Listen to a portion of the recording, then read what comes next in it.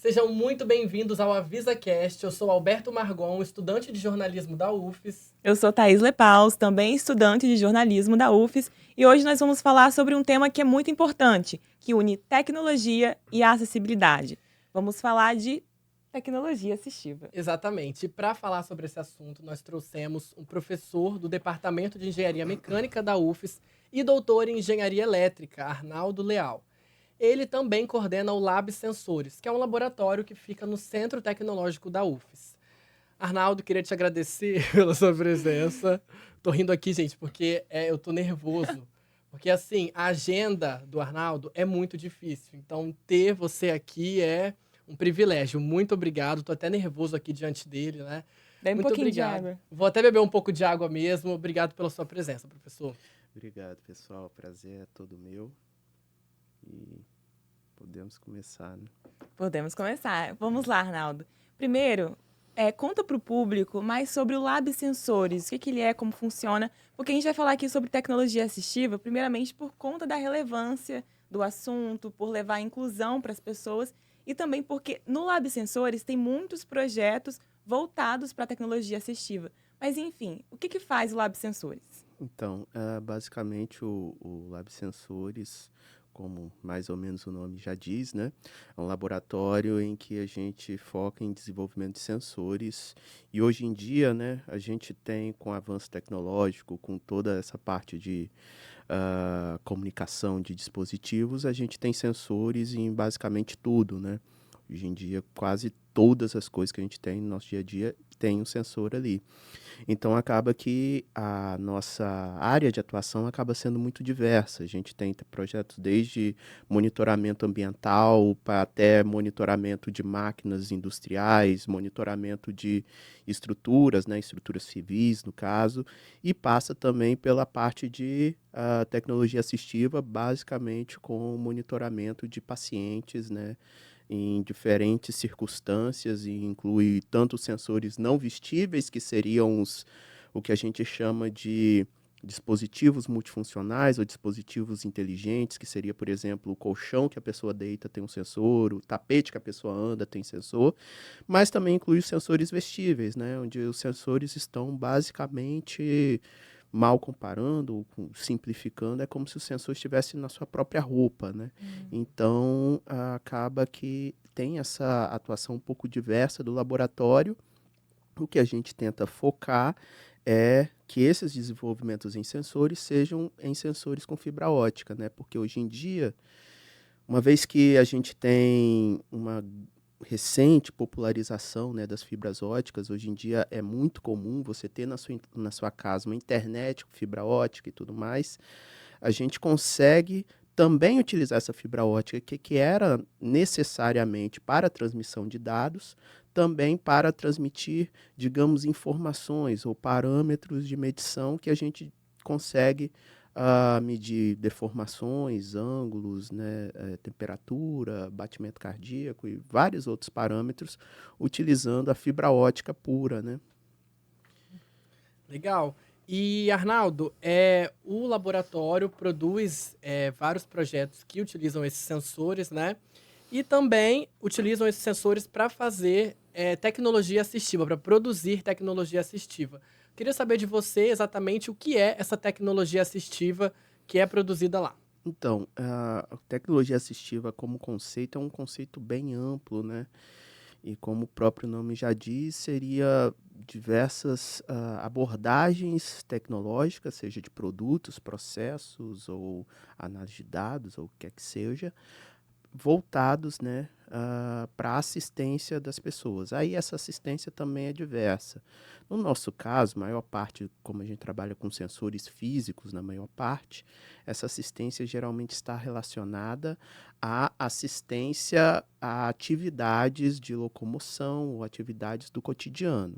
Então, no nosso caso, a gente desenvolve sensores vestíveis, por exemplo, para medir, por exemplo, ângulos articulares, para medir força que a pessoa está fazendo, ou qual é o padrão de pisada da pessoa quando está pisando, que isso é importante, não só... Isso é importante para diversas categorias, digamos, né? Mas isso é importante para você ter um calçado melhor, ou a pessoa que tem, digamos, diabetes, tem problemas disso, de úlceras, de pressão e tudo mais. Então, acaba o nosso lado acaba focando bastante na parte dos sensores físicos. A gente tem também uma outra linha que aborda um pouco as tecnologias assistivas, que são os biosensores. É você utilizar os sensores para tentar medir ou algum hormônio ou algum outro parâmetro ou algum biomarcador que pode te dar algum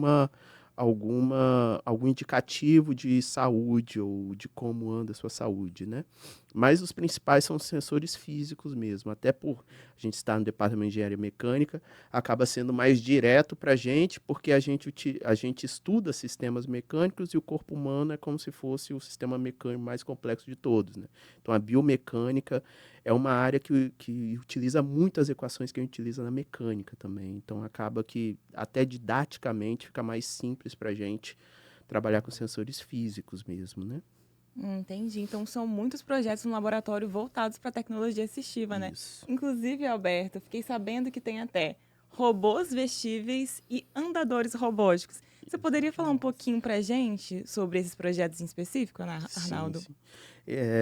A parte de robótica, né, de assistência, a gente desenvolve algumas coisas no laboratório, tem outros laboratórios também que ajudam a gente na engenharia elétrica, principalmente o andador, né, ele fica num laboratório que, se não me engano, chama HCS, algo do tipo, que é basicamente aqueles andadores que a gente vê idosos, geralmente a gente vê muito em filme, né?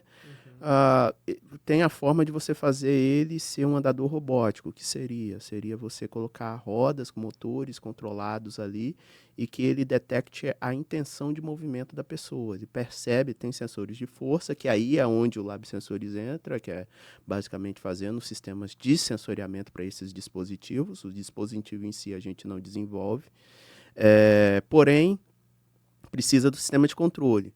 E geralmente quando você quer ir para frente, você instintivamente vai fazer uma força naquela direção. Então, se você tem um sistema de sensores ali, você consegue detectar a intenção de movimento da pessoa, que a gente fala, se ela quer ir para a direita, esquerda, se ela quer parar, se ela quer andar. E, então, os sensores estão diretamente relacionados a isso, né? E também os robôs vestíveis, né? No nosso caso, a gente tem alguns exoesqueletos que eles têm as fibras ópticas integradas, que é basicamente para a gente medir como está a estrutura e também, de novo, a interação entre a pessoa e o robô, né? A partir do momento que você está vestindo um robô, você gera, digamos, outras questões para controlar um sistema. Porque, por exemplo, você não pode simplesmente dar uma ordem para o sistema fazer tal movimento e chegar em tal posição, porque o seu membro está ali. Eu não sei se já aconteceu com vocês, se alguém, por exemplo, você está distraída, chega alguém atrás de você e puxa teu braço, a sua tendência natural é ficar com o braço parado, forçar para ficar parado. Isso acontece nesse sistema. Se eles fizerem um sistema que é basicamente só te levar para uma posição, de certa forma ele vai estar fazendo exatamente isso. E a pessoa, a tendência natural dela é tentar ficar estática.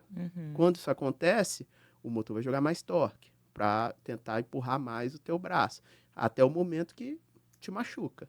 Então, nesse caso, os sistemas, assim, eles são muito importantes para você saber qual força a pessoa está fazendo no sistema e qual força o sistema está fazendo na pessoa, para estar dentro dos limites seguros, né? Por isso que só recentemente que essas abordagens, né, de robôs vestíveis começaram a se popularizar, né? Porque você ter um robô que geralmente é pesado, com motores de alto torque, que faz bastante força, algumas vezes não é seguro, né? Então, a parte fundamental aí é você tornar essas tecnologias que servem para ajudar a pessoa, mas que servem para ajudar a pessoa de uma forma segura, né? Porque senão de nada adianta. Ela pode ajudar num ponto e estragar outro, né? Então aí ficaria no 0 a 0 ou pior, né? Que tem toda a questão ética de uso e tudo mais, né? Resolve um problema e cria outro, né? Exatamente. Cria outro pior até. Pois é. A tecnologia assistiva, ela é específica para pessoas com deficiência ou dificuldade em se mover? Ou ela pode servir para outros casos também? para outros casos também, não só para locomoção. Apesar de nosso caso, né, ser basicamente assessores físicos, que aí tem muito a ver com locomoção, mas tem também assistência cognitiva, né? Inclusive, tem outros laboratórios, né, no caso o Labtel, eles têm um robô que é para assistência, digamos, cognitiva mesmo, é para as crianças brincarem, principalmente crianças com autismo e tudo mais. Então, isso é uma tecnologia assistiva e não tem a ver com locomoção, é a parte cognitiva. Então, nem toda tecnologia assistiva está relacionada à locomoção. Está muitas vezes relacionada à locomoção porque digamos, é o principal problema que acomete a população mundial, assim, é de locomoção. Ou severa ou menos severa, mas é um dos principais. Então, por isso que há essa popularização dessa parte relacionada à locomoção. Porém, não é só isso, né? Tem a parte de cognição também, que é muito importante. Então, assim, a tecnologia assistiva, ela engloba várias áreas da sociedade, né? E vários tipos de problemas que podem ser resolvidos, né? E auxiliando várias pessoas com sensores que, pelo que a gente está vendo aqui, são mais leves, não utilizam energia elétrica, né? Então, é mais seguro também. Então, realmente, os sensores também, eles entram nessa, sensores óticos, realmente auxiliando e dando essa força para produzir esse tipo de tecnologia, né? Exatamente. De uma maneira mais eficiente, assim, né, para a sociedade. Muito interessante. Produção da nossa universidade, né? Exatamente. Vamos falar sobre a nossa universidade, vamos falar sobre a UFES. Olha, a gente está aqui diante de um professor que apareceu pelo 5º ano consecutivo na lista da Universidade de Stanford, nos Estados Unidos, né? Como um dos cientistas mais influentes do mundo, com diversas citações. A gente queria falar sobre isso, né, Arnaldo? Como você avalia isso pelo 5º ano consecutivo e qual recado você daria para aquelas pessoas que dizem que a universidade é só balbúrdia, né? Assim, tem muito, digamos, conhecimento sendo produzido, né, na universidade. Claro que uma coisa que a gente é cobrado na universidade, que está melhorando, assim, principalmente com essa multidisciplinaridade que a gente tem cada vez maior, é de fato fazer com que a sociedade conheça o que está sendo produzido, né? Que muitas vezes as pessoas podem ter essa imagem, às vezes é porque também não está chegando a elas o que a gente produz aqui, né? Na universidade, no caso. Então, assim, é meio que acaba sendo, de um lado, uma falha assim, na hora de comunicar, né? E que eu acho que cada vez mais a gente está sendo cobrado para isso, e eu acho que está melhorando bastante se a gente comparar com 5 anos atrás, até está bem melhor hoje. Mas, de fato, tem muita coisa sendo produzida, sim. E eu acho que, independente de ser o 5º ano e tudo mais, é claro que é muito bom, é meio que um reconhecimento, né, para o trabalho, mas uma coisa interessante é quando a gente olha a universidade como um todo, porque, se não me engano, na primeira lista ou na segunda lista tinha 2 ou 3, aí depois subiu, se não me engano, para 5, depois 7, depois... Agora eu acho que tem 11 ou 13. Então, uma coisa bem interessante é que a cada ano aumenta o número de pesquisadores da UFES nessa lista. Então, isso é uma coisa muito boa e que mostra, né, que a gente, por enquanto, está numa crescente aí. E, querendo ou não, é algo interessante localmente, mas também é algo para se ver nacionalmente também, que como a gente está se inserindo no cenário nacional, né? E localmente, claro, por ser, se não me engano, a única universidade, né, tem um instituto, uma única universidade federal do estado, né? Isso acaba trazendo um holofote muito grande para o que é feito na UFES, né?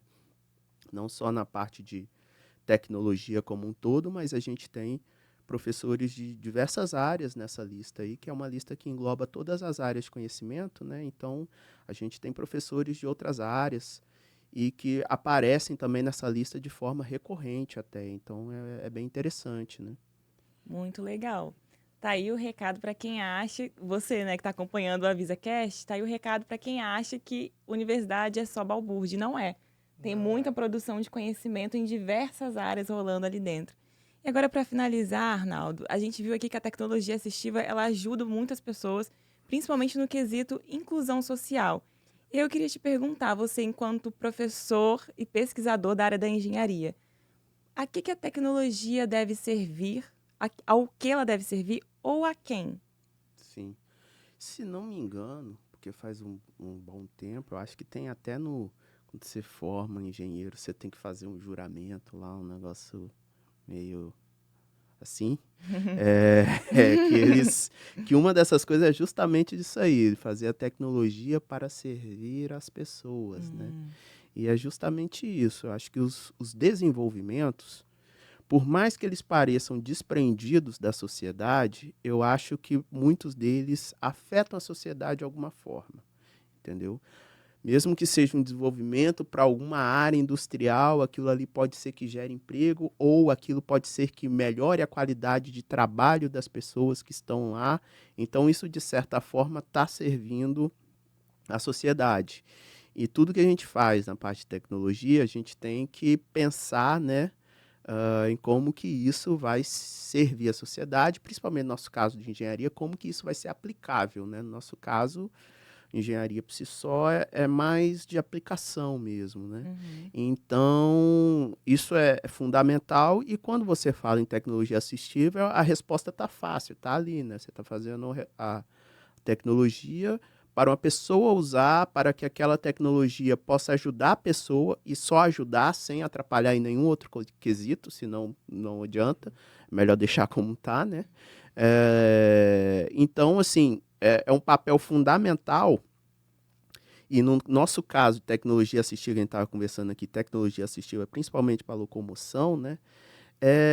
Tem um fator psicológico também, né? Que a pessoa, quando ela consegue se locomover, quando ela consegue fazer isso, quem é da área da saúde vai saber muito melhor que eu, mas o que eu sei, assim, superficialmente, é que a parte de locomoção afeta diretamente a parte psicológica da pessoa. A partir do momento que ela consegue ter, de certa forma, uma independência para fazer uma atividade, ou ela consegue fazer alguma coisa mais simples que seja, mas que ela não fazia antes, ou que ela, só por ela sentir menos dor. Então, assim, é uma relação direta, né, com a sociedade, tanto é que tudo que é desenvolvido na área de tecnologia assistiva chama bastante atenção, né?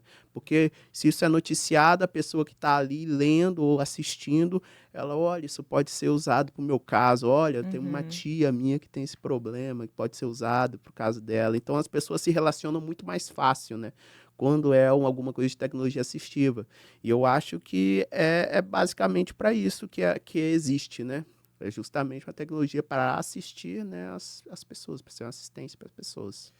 E é por isso que quando o laboratório desenvolve os projetos com tecnologia assistiva, o custo também, o custo lá no final, né, quanto que isso seria para ser adquirido, também é levado em conta, né, para também ter essa acessibilidade no sentido de a pessoa conseguir ter aquilo, né, Exatamente. ter aquela peça, ter aquele, enfim, ter aquele projeto com ela, mas de uma maneira que realmente seja acessível para todas as pessoas, né? Exatamente. Entra diretamente na parte... A parte de custos para a tecnologia assistiva acaba sendo, digamos, diria fundamental, mas são um dos pontos cruciais, né? Porque tem coisa que não tem jeito. Ou com a tecnologia de hoje vai ser caro, mas o que você pode fazer para tornar barato, porque tem a questão da inclusão social também, né? De nada adianta você fazer uma tecnologia que resolveria o problema de todo mundo, mas que ninguém pode ter, né? Ninguém pode comprar. Então, sempre tem essa relação de compromisso, né, com a aplicabilidade, e a aplicabilidade muitas vezes está relacionada também com o quanto você consegue inserir isso na sociedade, né, porque acaba sendo a barreira econômica seria uma das principais barreiras de inserção, né, desses dispositivos na sociedade, né.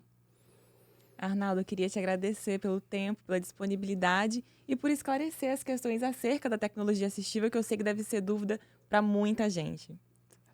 Nada. O Avisa é um videocast produzido para a disciplina de Laboratório de Jornalismo Eletrônico, sob supervisão do professor Fábio Malini. E se você quiser ler todas as nossas notícias, é só acessar www.avisa.com.br. Até a próxima!